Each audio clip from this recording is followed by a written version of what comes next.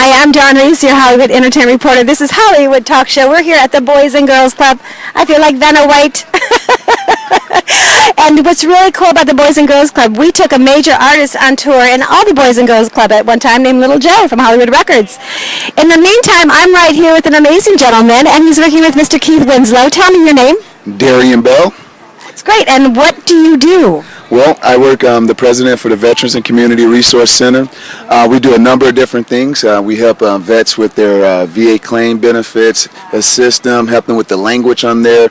A lot of times there's formulas, not formulas, but actual paperwork that just looks difficult and looks foreign for them. Right. So what we do is maximize their interest, help them understand the vernacular, the language that's going on there, help them with food assistance, food pantry, housing assistance. The basic idea is I build a network that's really strong, so when these guys come in to the office and they need something, I can be able to touch one phone call, give them a card, walk them down to St. Vincent de Paul, move them to this place, to that place, and they can instantly get some gratification and make things easier for them.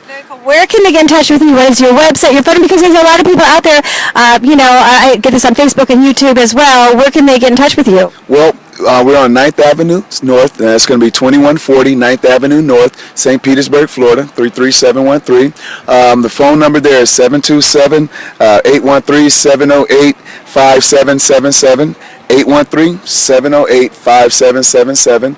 My website is va-crc.org. You can reach me there. You can email me at dbell, D as in David, B as in Bell, ELL, at va-crc.org. And once again, that's D as in David, B as in Bell, ELL, at va-crc.org. How did you get involved in this? What made your heart want to do this? Well, I'm always in the community. There's a number of different things that I've done. I started here. I graduated from here. Graduated from Pinellas County Center for the Arts at Gibbs High School. So I was actually an artist there. What kind of artist? Really? Actually, I played saxophone. Saxophone there. I used to work for the late James Brown. I feel good. Yeah. Oh, okay. Well, that's awesome. Actually, I just heard an actual interview with him on NPR, which was really awesome. I think he did like in '96 or something like that. So it was really awesome. But I did that there, played football. Just really been a big community guy. My whole family's always been giving back. My grandmother was the president of the NAACP here in this area.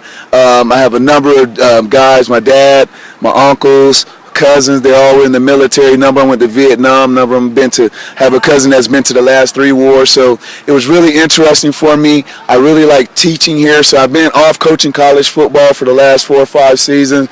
I said, okay, I'm going to give back to my community 2 more years. So I decided I'm going to come back. I'm a teacher at Johns Hopkins. And once again, I'm going to come back also work with the vets. Also, one of the things is kind of my little selfish reason is that I always like to come back here and recruit when I'm a college football player. And a number of the guys that are really, really awesome athletes find themselves in situations where they're having problems taking these standardized tests. Well, when I was at North Carolina Tech at the Preparatory Christian Academy there, I was able to get in there, get certified to be a Kaplan instructor.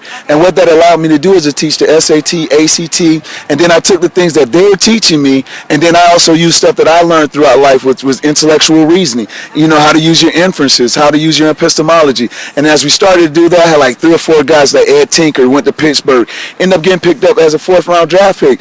But this is a really amazing story about Ed. Ed came in there, he took the test. Ed jumped. They was like, nah, we can't believe you jumped this high. So they flagged this test. They made Ed take the test again.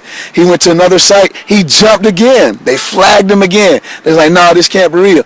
Ed came in and took the test the 3rd time, and this was like the last time he can take it for the summer was over to go to Pittsburgh, and he jumped again. And then they were like, oh, man, it was over. So we had like this guy, Greg Blair, that just came from Cincinnati, Stanley Jean-Baptiste, the starting corner that was at Nebraska that just signed 3rd round. So we had a number of guys that took this test, and, you know, I finally came down. My guys were like, man, why don't you just get in there one more time, do it. So I said, okay, this is what I'll do. I'll get in there. I'll work with my vets because I have a problem here at home. I want to get that. A real quick question. I just want to jump in because I know we have so much time on these short clips real quick.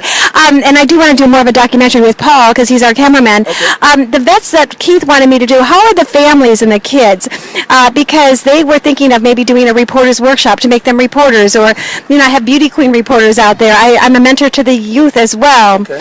So that's kind of the one thing. Have you noticed how the families are? Do the kids need help as well? Well, everyone needs help. I mean, the families, the wives. I mean, these guys are coming back, and they're coming back with some things that they didn't leave with. They're coming back with packages that they didn't leave. So there's always going to be a problem. There's always going to be a cycle. And that's what we want to do, is make sure that we get them all their assistance, from PTSD counseling, coming back to civilization, retraining, coming back to not being at war again, you know. So, yeah, they need food. They need housing assistance. They need clothes. They need, some help with counseling. They need a whole number of different. Your heart touches a lot of people, and I know that my cameraman here doesn't have a tripod, so I know Paul's here, and we're going to come back and hold at that, but we're so glad you're here and supporting this major cause, and we'll be right back. Definitely.